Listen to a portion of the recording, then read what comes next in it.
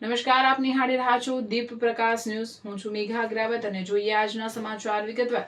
ભરૂચ જિલ્લામાં ડ્રગ્સના ગેરકાયદેસર કારોબાર સામે ચાલી રહેલા no drugs in Bharuch campaign અંતર્ગત પાનોલી પોલીસે મોટી કાર્યવાહી હાથ ધરી છે. બાકરોલ બ્રિજ નજીકથી પોલીસે એક વ્યક્તિને ગાંજાના જથ્થા સાથે ઝડપી પાડ્યો છે.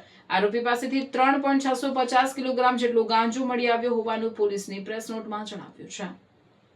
ભરૂચ પોલીસ અધિક્ષક અક્ષયરાજ સાહેબ અને નાયબ પોલીસ અધિક્ષક ડોક્ટર કુશલ ઉઝાના માર્ગદર્શન હેઠળ ડ્રગ્સના ગેરકાયદેસર વેપાર અને ઉપયોગ સામે કાર્યવાહી કરવામાં આવી રહી છે. આ દરમિયાન પાનોલી પોલીસ સ્ટેશનના અધિકારીઓને બાતમી મળી હતી કે સુલેન્દ્ર કુમાર પ્રેમચંદ દેવ નામનો શખ્સ ગાંજાનો જથ્થો લઈને બાકરોલ બ્રિજ થઈ પાનોલી તરફ આવવાનો છે. બાતમીના આધારે પોલીસે બાકરોલ બ્રિજ પાનોલી નજીક વોચ ગોઠવી તે દરમિયાન આરોપી સુલેન્દ્ર કુમાર પ્રેમચંદ દવેને ઝડપી પાડવામાં આવ્યો હતો. પોલીસે તેની પાસેથી આશરે 3.650 કિલોગ્રામ ગાંજો જેની કિંમત 1,69,100 હોવાનું જણાવ્યું છે. પોલીસે ગાંજાના જથ્થા સહિત કુલ 2.29 લાખ 100નો મુદ્દામાલ કબજે કર્યો હોવાનું પ્રેસ નોટમાં જણાવાયું છે. આ મામલે પાનોલી પોલીસ સ્ટેશનમાં એનડીપીએસ એક્ટની સંબંધિત કલમો હેઠળ ગુનો નોંધવામાં આવ્યો છે અને વધુ તપાસ હાથ ધરવામાં આવી છે.